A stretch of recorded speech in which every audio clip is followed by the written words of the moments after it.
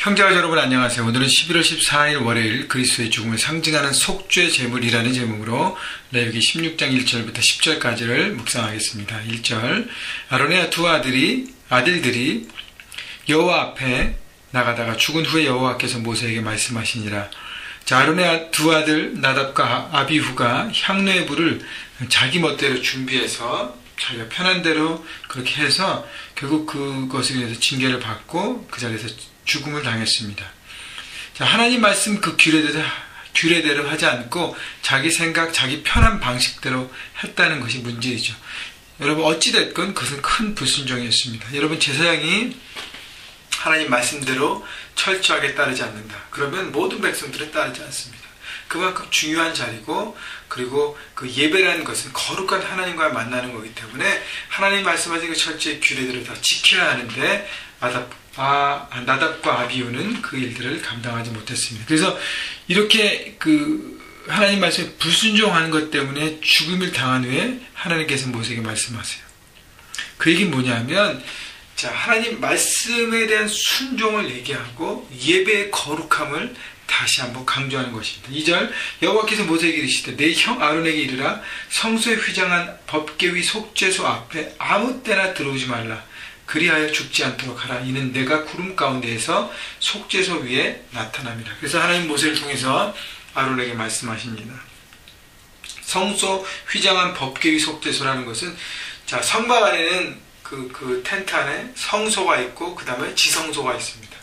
성소의 휘장안이라는 것은 지성소를 얘기해요. 지성소에 법궤가 있고 그 다음에 법궤를 덮는 법궤가 들어가 있는 속죄소, 거기에 지성소에 아무 때나 들어올 수 없다는 것입니다. 왜냐하면 거기는 하나님의 임재가 있는 곳이에요. 하나님 임재가 있는 거룩한 곳에는 인간이 아무런 모습으로 막 그냥 들어올 수 없었다는 것입니다. 왜냐하면 거룩한 하나님과의 만남에 그냥 아무런 꺼리낌 없이 자기의 죄를 그냥 들고 나올 수 없다는 것이죠. 그래서 그 거룩한 곳에 나오는 것은 아무 때나 나올 수 없다는 것, 나를 정결케 하고 나를 새롭게 하고 그런 모든 준비 작업을 거쳐서 거룩함으로 하나님 앞에 서는 것이라는 것이죠. 여러분 지금 생각해보면 너무너무 두렵고 떨리는 일이었어요. 여러분 죄를 지는 인간이기 때문에 하나님 앞에 나오는 것이 떨리는 것이었습니다. 근데요 지금 어떻게 해요? 예수 그리스도의 십자가의 그 보혈이, 예수님의 그 십자가가 성소와 지성소를 가리고 휘장을 갈라놨습니다. 그래서 우리가 예수 그리스도의 보혈을 이제 탐대에 갈 수 있는 것은 너무너무 큰 은혜예요. 여러분 은혜를 아시고 하나님 앞에 예배하는 것을 정말 기뻐하셔야 합니다. 3절 아론이 성소에 들어오려면 수송아지를 속죄제물로 삼고 숫양을 번제물로 삼고, 4절 거룩한 세마포 속옷을 입으며 세마포 속바지를 몸에 입고 세마포 띠를 띠며 세마포 관을 쓸지니 이들은 거룩한 옷이라 물로 그의 몸을 씻고 입을 것이며. 자, 그래서 이 제사장이 아니라 대제사장이 1년에 한 번 그 속죄일에 1년에 하루 지성소로 나갈 수 있었습니다. 근데 그렇게 나가기 위해서는 먼저 속죄 제물로 순양을 번제물로 삼고, 그러니까 자기를 위해서 먼저 제물을 드리고 자기의 죄를 깨끗하게 하고 하나님 앞에 헌신을 재다짐하고 드림을 다짐한 다음에, 그다음에 4절 그다음에 지정된 옷을 입었습니다. 속옷부터 겉옷까지 모든 액세서리까지, 그리고 자기의 몸을 씻었습니다. 그러니까 깨끗하고 거룩하고 하나님의 말씀에 순종하는 모습, 철저하게 순종하는 모습 속에서 하나님 앞에 나올 수 있었던 것입니다. 5절 이스라엘 자손의 회중에서 속죄물로 삼기 위하여 순염소 2마리와 번제물 삼기 위하여 숫양 1마리를 가져갈지니. 그러니까 대제사장은 자신을 먼저 경결케 하고 거룩하기 위해서 제물이 필요했고, 그 다음에 이스라엘 백성 전체의 속죄를 위해서 또 제물이 필요했습니다. 여러분 지성소를 통해서 하나님이 하나님 앞에 나오는 것을 그렇게 거룩하게 하는 것은 뭐냐면, 창조주 하나님과 피조물과의 어떤 선이 분명하다는 것을 알아야 한다는 것이죠. 하나님 우리를 친구로 부르시고 우리를 하나님의 자녀 삼으시고 은혜의 시대에 우리가 하나님 앞에 하나가 되지만, 그러나 선은 분명히 있다는 것입니다.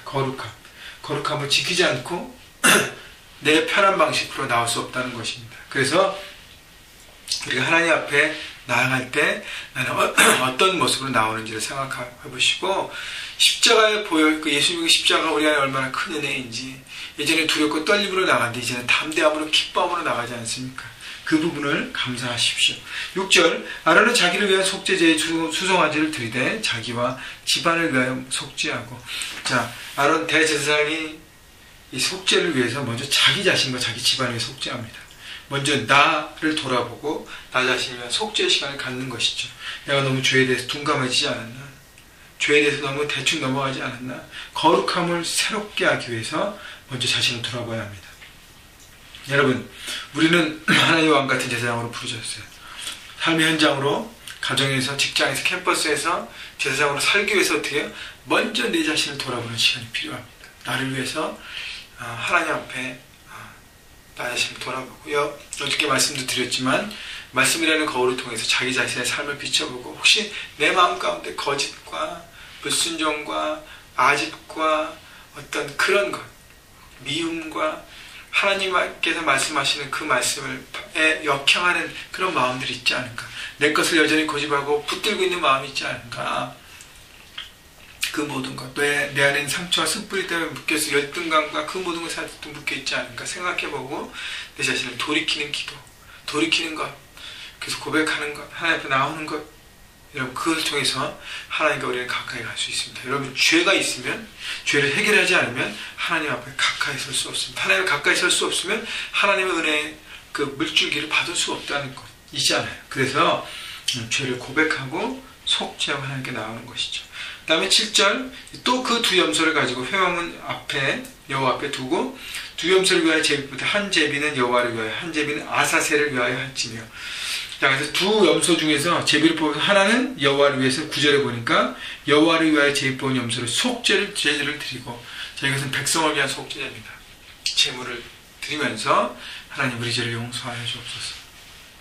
그 다음에 10절 아사셀을 위하여. 아사셀은 오른쪽에 설명이 나와 있죠. 이스라엘 죄를 속죄하게 하여 속죄일에 광야로 내버리는 순염소. 아사셀 염소는 인류의 죄를 지고 성문밖 골고다로 가신 예수 그리스도의 대속 사역을 대표합니다. 라고 설명이 나와 있어요. 자, 아사셀을 위하여는 제비 뽑은 염소는 산채로 여호와 앞에 두었다가 그것으로 속죄하고 아사셀을 위하여 광야로 보냈지니라.